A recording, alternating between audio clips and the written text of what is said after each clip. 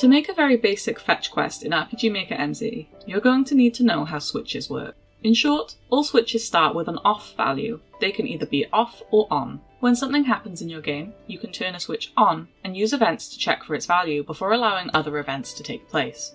Let's put that into practice in this video so that you can see for yourself how they work.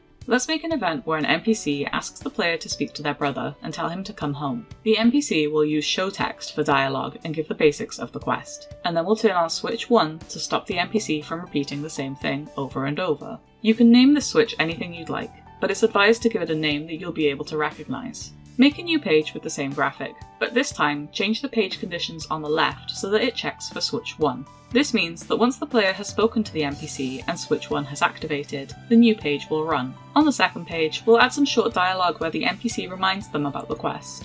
Now we need to make an event for the brother NPC. Let's make it so that the first page is just the regular dialogue for the brother without taking the quest into consideration.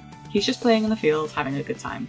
Now make a new page with the same graphic, and add a page condition for switch 1. Add some dialogue on this page telling the brother that he needs to go home, and then activate switch 2.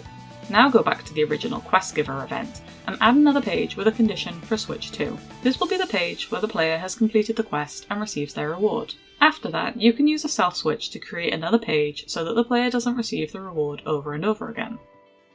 Thanks for watching.